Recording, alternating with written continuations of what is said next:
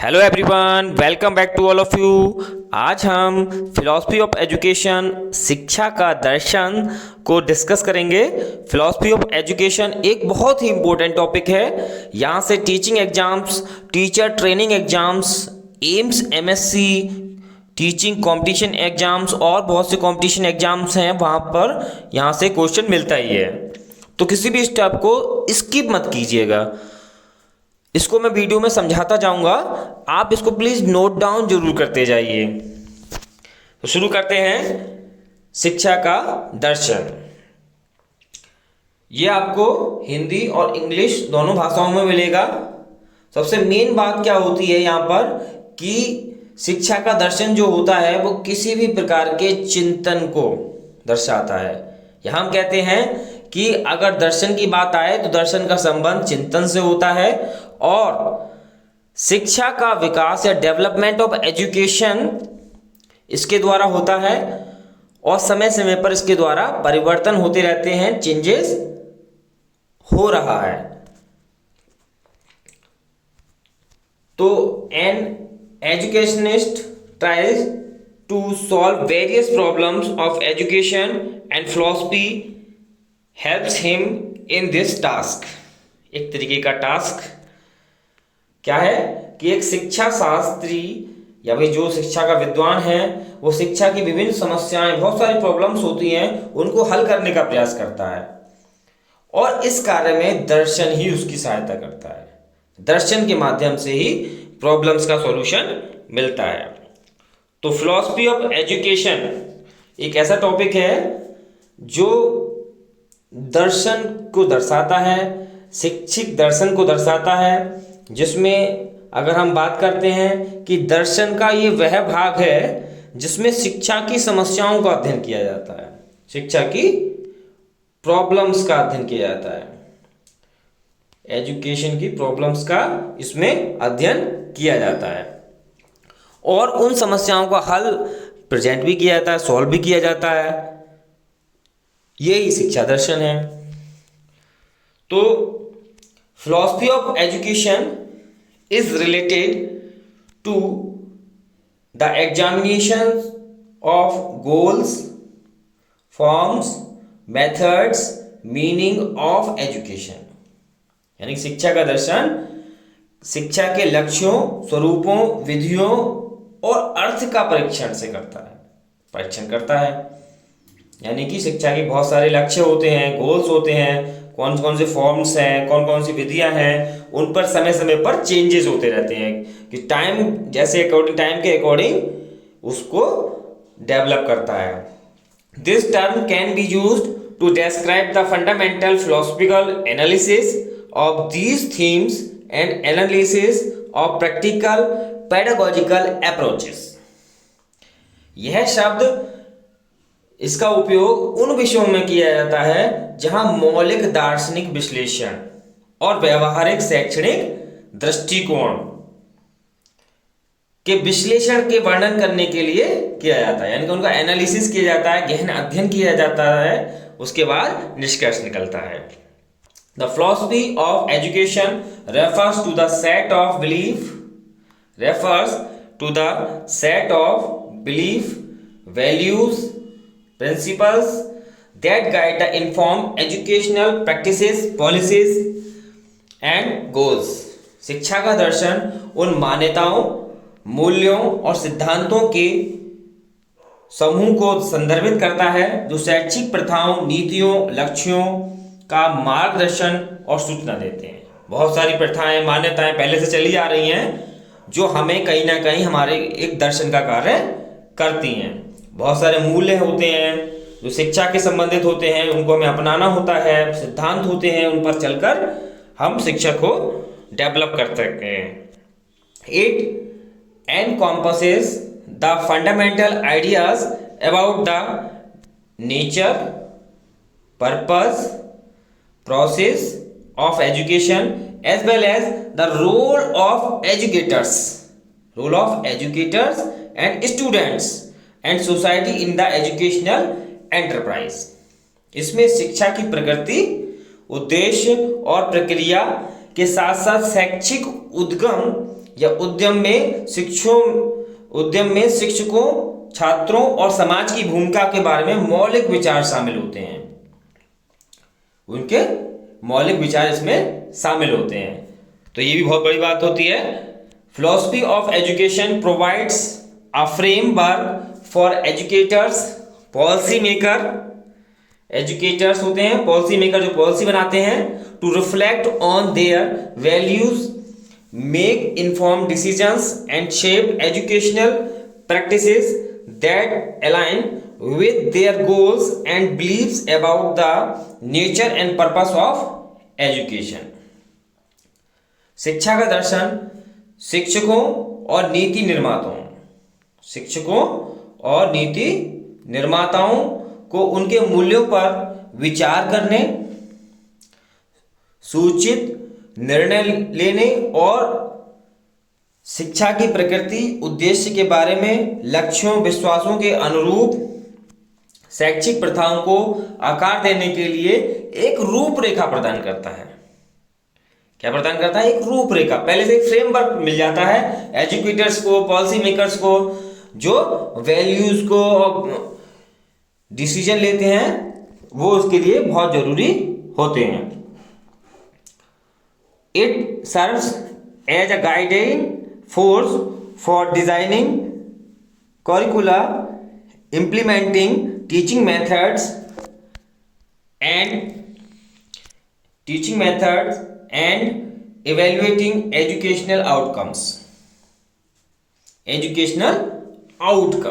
यह पाठ्यक्रम तैयार करने, सबसे मेन काम होता है पाठ्यक्रम को तैयार करना, शिक्षण विधियों को लागू करने और शैक्षिक परिणामों का मूल्यांकन करने के लिए एक मार्गदर्शन शक्ति के रूप में काम करती है। यानी कि मार्गदर्शन भी हमारे पास होना चाहिए, तभी हम कोई कार्य कर पाएंगे। कोई कार्य तैयार करना है, कोई प्लानिंग करनी है, जब तक हमारे पास मार्गदर्शन नहीं होगा हम वो कार्य ठीक प्रकार से नहीं कर पाएंगे। कहीं ना कहीं कुछ कमियां रह सकती हैं। तो अब बात करते हैं फिलॉसफी ऑफ एजुकेशन की नेचर से। प्रकृति कैसी होती है, इसकी नेचर कैसी होती है, उसकी बात हम करते हैं। तो philosophy of education also refers to learners evaluation of their goals and methods. शिक्षा का दर्शन शिक्षार्थियों, विद्यार्थियों के उनके लक्ष्यों, उनके क्या गोल्स हैं और तरीकों के मूल्यांकन को संदर्भित करता है। यानी कि उनके गोल्स को, उनके तरीकों को मूल्यांकित करता है, जिससे कि वो उसमें सुधार कर सकें। Through philosophy we gain knowledge of the universe. On the basis of the knowledge of the universe man determines ultimate goal of life and these goals can be achieved only through education. दर्शन के द्वारा हमें ब्रह्मांड का ज्ञान होता है। दर्शन के द्वारा हमें किसका ज्ञान होता है? ब्रह्मांड, नॉलेज ऑफ द यूनिवर्स। ब्रह्मांड के ज्ञान के आधार पर ही मनुष्य जीवन के परम उद्देश्य को निर्धारित करता है। जीवन का एक उद्देश्य होता है, उसको निर्धारित किससे करता है? ब्रह्मांड के ज्ञान के द्वारा। और इन उद्देश्यों की प्राप्ति की शिक्षा के माध्यम से ही की जा सकती है। जो भी उद्देश्य है इनकी प्राप्ति हम कैसे कर सकते हैं? शिक्षा के माध्यम से। तो शुरू करते हैं। The nature, scope and need are integral aspects of understanding the fundamentals and principles that underpin educational practices and policies. शिक्षा के दर्शन की प्रकृति द्वारा और आवश्यकता उन नींवों, सिद्धांतों को समझने के अभिन्न पहलू हैं जो शैक्षिक प्रथाओं और नीतियों को रेखांकित करते हैं। बहुत सारी शैक्षिक नीतियां हैं, प्रथाएं हैं, वो बदलती रहती हैं, वो टाइम के अकॉर्डिंग उनको वो रेखांकित करते रहते हैं। The formulation of educational objectives, शिक्षा के उद्देश्यों का निर्माण। इसकी एक प्रकृति क्या है? The nature of the educational philosophy is determined by the objectives of education and methods of achieve them. यानी शिक्षा की प्रकृति कैसी होती है? शिक्षा के उद्देश्यों और उनको प्राप्त करने के तरीकों से होती है। शिक्षा के उद्देश्य जो हैं और उनको हमको कैसे प्राप्त करना है उससे संदर्भित होती है। The objectives comes first in the task of imparting education. सबसे पहले शिक्षा देने के कार्य में उद्देश्य की बात ही सामने आती है कि भाई शिक्षा देना है तो शिक्षा क्यों देना है, उसका उद्देश्य क्या है, वो क्लियर होना चाहिए, रोड मैप क्लियर होना चाहिए। The philosophy of education gives full support in determining the objectives. शिक्षा का दर्शन उद्देश्य निर्धारण में पूरा सहयोग करता है। तो कितना इंपॉर्टेंट है समझ लीजिए आप। नेक्स्ट पॉइंट, रिफ्लेक्टिव प्रैक्टिसेस, चिंतनशील अभ्यास। It involves critical reflection on educational practices and values. Educational practices क्या होती हैं, वैल्यूज क्या होती हैं, बहुत सारी शैक्षिक हमारी प्रथाएं होती हैं, ये मूल्य होते हैं, उनका एक आलोचनात्मक प्रतिबिंब उसमें शामिल होता है। Through philosophical inquiry educators and policy makers examine the underlying assumptions, values and beliefs that shape educational decisions and practices। दार्शनिक जांच के माध्यम से, यानी कि दर्शन का संबंध होता है सत्य का पता लगाना, खोज करना, देखना।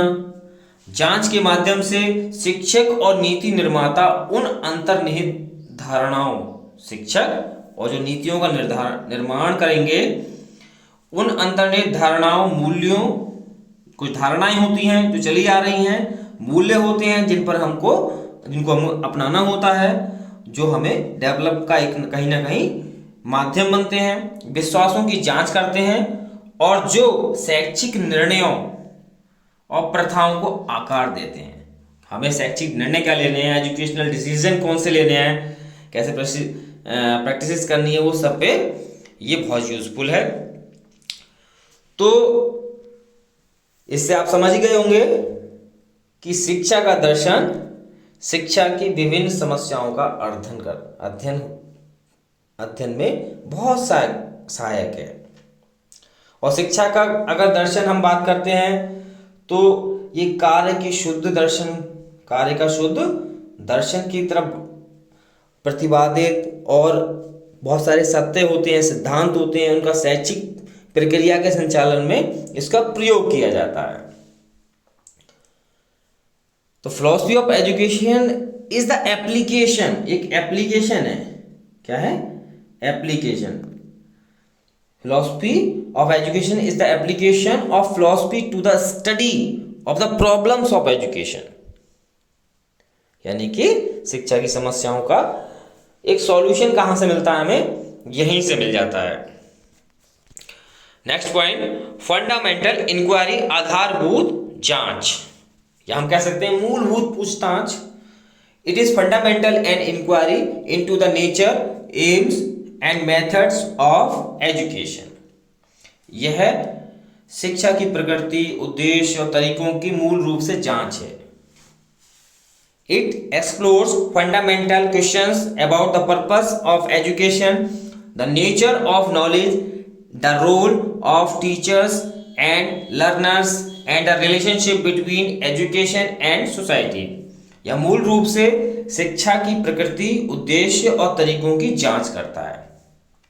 यह शिक्षा के उद्देश्य, ज्ञान की प्रकृति, शिक्षकों और शिक्षार्थियों की भूमिका और शिक्षा और समाज के बीच संबंध में बुनियादी सवालों की खोज करता है, पड़ताल करता है। तो हम कह सकते हैं कि फंडामेंटल इंक्वायरी इसमें निहित होती है। फंडामेंटल इंक्वायरी इसके अंदर आधारभूत जांच की प्रकृति ये रखता है। अगला पॉइंट है relating to more than one branches of knowledge. ज्ञान की एक से अधिक शाखाओं से यह संबंधित होता है, जिसको हम अंतः विषय भी कह सकते हैं।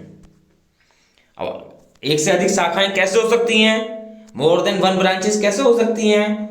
तो हम बात करते हैं philosophy of education draws insight from various disciplines including philosophy, psychology, sociology, anthropology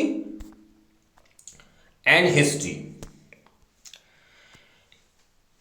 यानी कि शिक्षा का दर्शन दर्शन शास्त्र, मनोविज्ञान, समाजशास्त्र, मानव विज्ञान, इतिहास सहित बहुत सारे विषय हैं इसके अंदर निहित होते हैं, अंतर्निहित होते हैं, प्राप्त करता है, अंतर्दृष्टि प्राप्त करता है।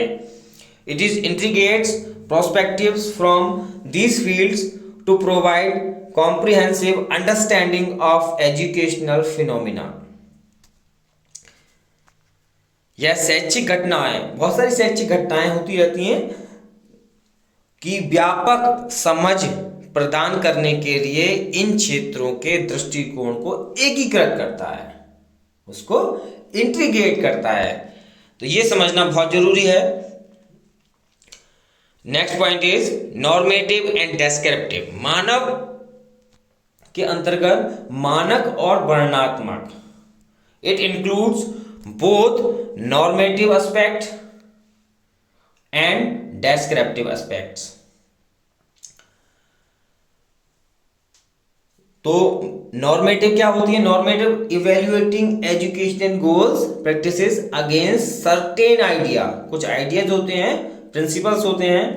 और डेस्क्रिप्टिव वो होते हैं एजुकेशनल सिस्टम प्रैक्टिसेस या बिलीफ से रिलेट करते हैं। तो इसमें मानक पहलू और वर्णनात्मक पहलू शामिल होते हैं। तो मानक पहलू क्या होते हैं? कुछ आदर्श और सिद्धांतों के विरुद्ध शैक्षिक लक्ष्यों, प्रथाओं का मूल्यांकन करने के लिए। जबकि वर्णनात्मक, जैसे कि आप समझते हैं, वर्णन करना, प्रणालियां, प्रथाएं, विश्वासों का विश्लेषण हम किससे करते हैं? वर्णनात्मक से करते हैं। Next point is teaching method. उससे पहले फटाफट से इस टॉपिक को शेयर कर दीजिए अपने फ्रेंड्स में, जिससे कि वो लोग कहीं ना कहीं अपनी बहुत सारे टॉपिक से रिलेटेड कोई प्रॉब्लम हो तो वो उसको समझ जाएं। Next point is teaching method, teaching विधियाँ, यानी शिक्षण की विधियाँ कितनी इंपॉर्टेंट होती हैं ये आप समझ लीजिए। क्योंकि शिक्षण की विधियों से, जैसे प्रोजेक्ट बेस्ड लर्निंग होती है, प्रोजेक्ट बनाए जाते हैं आपसे। क्यों बनाए जाते हैं? जिससे कि आपको सिखाया जाए। प्रोजेक्ट से ही आप बहुत कुछ सीख सकते हैं। टीचर सेंटर्ड होती हैं, यानी कि टीचर इसको बनाता है। मॉन्टेसरी वगैरह है, इंक्वायरी बेस्ड, इंक्वायरी वगैरह बच्चे करते हैं, पूछते हैं, कमेंट करते हैं। तो इस तरीके से टीचिंग मेथड्स का भी बहुत बड़ा रोल है। तो क्रिएटर ऑफ टीचिंग मेथड, यानी कि शिक्षण विधियों का निर्माण करने वाली है ये, यानी कि शिक्षण विधियों का निर्माण करती है ये। And education only curriculum is not sufficient because teaching methods are very important for the success of curriculum. Teaching method इतना important है कि आप क्या समझते हैं कि शिक्षा में केवल पाठ्यक्रम से ही काम नहीं चलता, क्योंकि पाठ्यक्रम की सफलता के लिए शिक्षण विधियां बहुत जरूरी हैं। अगर खाली पाठ्यक्रम ही बन जाए और बच्चे पढ़ लें तो उससे काम नहीं चलेगा। आपको टीचिंग मेथड्स भी आने चाहिए। टीचिंग मेथड से बहुत सारी प्रॉब्लम सॉल्व हो जाती हैं, वो टीचिंग को इजी बना देती हैं। तो philosophy of education helps a lot in the direction. शिक्षा का दर्शन इस दिशा में पूरी सहायता करता है। तो आप समझ लीजिए शिक्षा का दर्शन कितना इंपॉर्टेंट है, इस दिशा में पूरी सहायता करता है। और हम कह सकते हैं कि ये शिक्षा का दर्शन सहायता और कैसे कैसे कर सकता है वो भी समझ लीजिए कि शिक्षा का दर्शन के अंदर अंतर विषय जो हमने बताया था आपको, ये तर्क प्रधान विषय है, यानी कि इसमें लॉजिक होते हैं। लॉजिक, किसी भी चीज के पीछे कोई ना कोई कारण होता है, वो उसके माध्यम से हमें पता चल जाता है। शिक्षा का दर्शन निर्देशात्मक भी होता है। ये कला और विज्ञान दोनों को माना जाता है कि प्रक्रिया में इसे अपनाया जाता है। तो शिक्षा का दर्शन जीवन की एक समीक्षात्मक अध्ययन भी कहते हैं इसे हम। Thanks for watching. फटाफट से इसको लाइक शेयर और सब्सक्राइब जरूर कर दीजिए। थैंक